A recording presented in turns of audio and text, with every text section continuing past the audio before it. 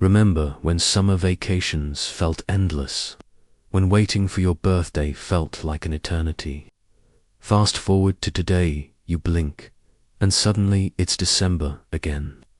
Why does time feel like it's sprinting as we age? The clocks still tick. The same, but your brain screams, where did the year go? Here's the twist.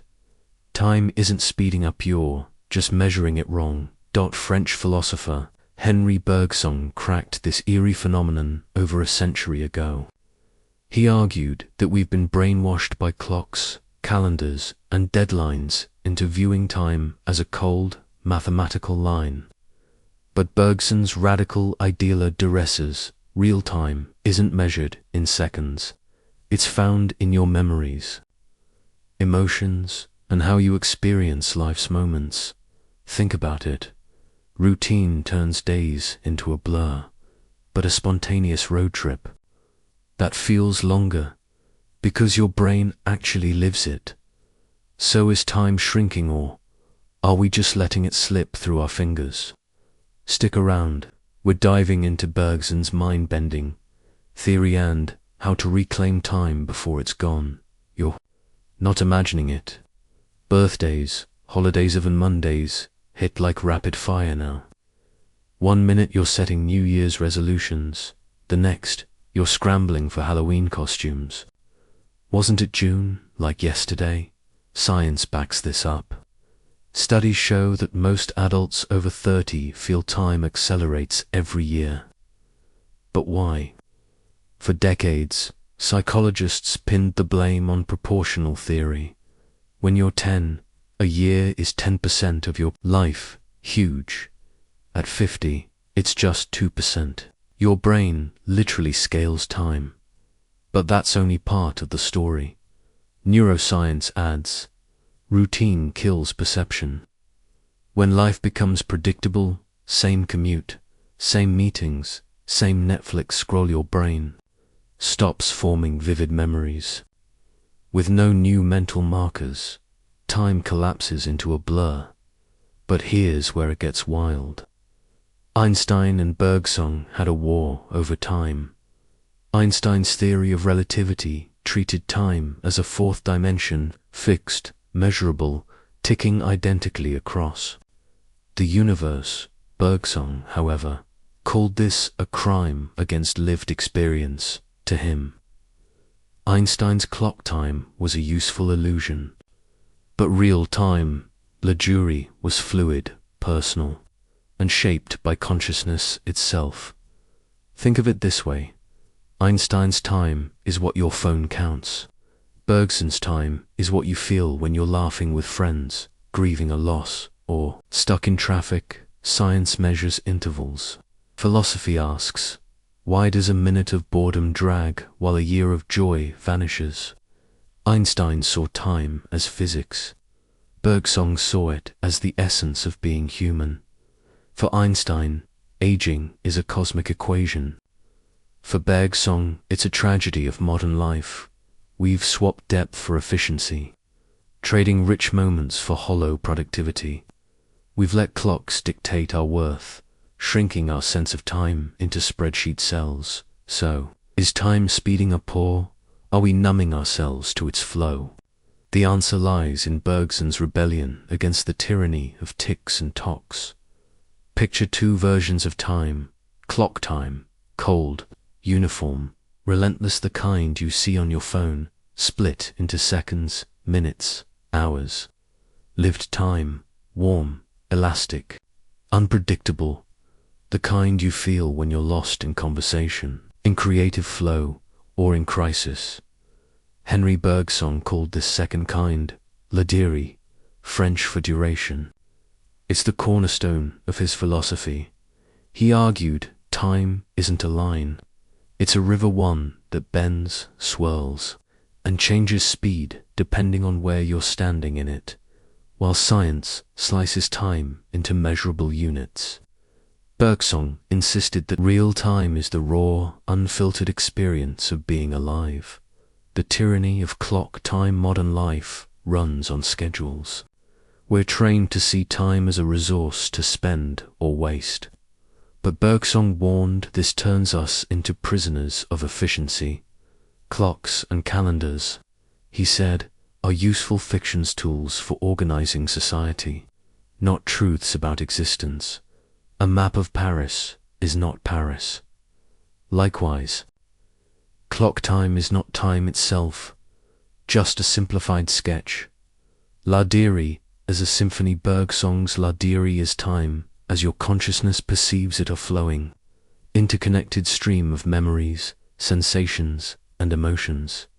It's why 10 minutes in a boring meeting drags like eternity. 10 minutes laughing with friends disappears in a flash. Your brain doesn't count seconds, it weaves stories. When you're bored, your mind fixates on each moment, stretching it. When you're engaged, attention dissolves. Compressing time, Bergson called this the paradox of intensity. The richer the moment, the faster it seems to vanish. The memory illusion here. Where Bergson gets radical. Your past isn't dead. It's alive in your present, shaping how you feel. Time. Every memory, habit, and emotion bleeds into your perception of now. For example, trauma can make minutes feel like hours. Nostalgia can make decades feel like yesterday. This is why aging warps time. As you grow older, your brain has fewer kiss, first job, first adventure to anchor memory. Life becomes routine, and without vivid markers, your mind lumps days into generic chunks. Ladiri shrinks. Bergson versus Einstein. A battle of time. Their biggest clash came in Paris. 1922. Einstein reduced time to a coordinate in space-time, a dimension as rigid as length or width. Bergson protested, "Your equations ignore the human heart." To him, Einstein's time was a corpse on a lab table, lifeless, dissected. Ladiri, on the other hand, was a beating, pulse, messy, subjective, inseparable from our humanity. The ultimate analogy, waiting versus living scenario. 1. You're at the DMV. You check your phone every 30 seconds. Each minute drags. Scenario 2. You're at a concert, screaming lyrics with strangers. Hours melt. Clock time says both lasted the same. Bergson says the concert was longer because you lived more. Why this matters now today, we're drowning in clock time. Productivity apps, deadlines, endless scrolling fracture our attention, turning life into a checklist. Bergson's solution: rebel against the tyranny of the clock. Seek novelty. Dive into art, nature, or conversations that make you lose track of time. The more you waste time this way, the richer it becomes. In Bergson's world, time is not your enemy, it's your canvas. So, the next time you panic about where the year went, ask yourself, did I live it or just count it? You scrolled through photos from 5 years ago and think, was that really half a decade ago? Birthdays arrive like clockwork, yet each year slips away faster. Why does adulthood turn time into a high-speed train? The answer lies in 3 brain hacks. Novelty routine memory. 1. The novelty effect. New stretches time. Your brain is a novelty junkie. When something is new, your first kiss, a foreign city, even a weird TikTok trend, your brain shifts into hyperdrive. It encodes more detail, creates more memory stamps, and literally slows your perception of time. In a 2016 study, people exposed to unfamiliar music perceived time as 20% longer than those hearing repetitive tunes. Childhood's secret. Everything was a first. As adults, we automate. Same routes, same meals, same shows. Without novelty, Your hippocampus snaps and time shrinks. 2. The routine effect. Repetition compresses time. Routine is the silent thief of time. Repeat tasks, commuting, scrolling, emailing. Your brain switches to autopilot. The basal ganglia, the brain's habit hub, takes over. Efficiency rises. Time perception disappears. Your first day at a new job feels endless. By day 100, you're a zombie. Routine saves energy, but steals moments. Bergson's Ladiri withers when life becomes predictable. 3. Memory compression. The storage illusion. You don't experience time in real time. You reconstruct it afterward. Your brain doesn't replay every second. It skims highlights. Fewer highlights equals fewer mental bookmarks equals shorter feeling time. Take the vacation test. A week in Tokyo temples, food stalls, missed trains feels huge in memory. A week of emails and meetings. A mental blur. Both lasted 168 hours. But Tokyo wins because your brain logged more memories. Bergson's warning, don't let time flatten the ethos, isn't just biology, it's a philosophical crisis.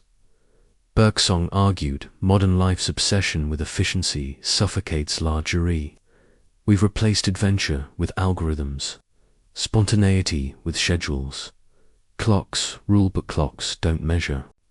Life, the fix. Hack your time perception. Become a tourist in your own city. Try a new dish. Learn something awkward. Plan one mini adventure a week. Novelty doesn't mean big gestures. It just means breaking the default script. Mindfulness equals time stretching superpower. Try the 5-4-3-2-1 grounding trick. Savor your coffee. Meditate for 3 minutes. Break the routine. Flip your schedule. Rearrange furniture. Work from a park. Embrace boredom. Schedule 10 minutes of nothing. Delete one time-wasting app. Take a tech Sabbath. Bergson's final. Truth: time doesn't vanish. It's diluted by routine, distraction, and the myth of productivity. To reclaim it, trade efficiency for intensity. La durée isn't a theory, it's a rebellion. So tonight, ask yourself, will I count the hours? Live them. Because time isn't a number, it's a feeling. Clocks measure. You decide if life slips by or lingers. Tell us, when did time feel slowest for you? A childhood summer, a heartbreak, a moment of awe. Drop your story below. We'll feature the best in our next video. Subscribe and smash the bell to join the time rebellion.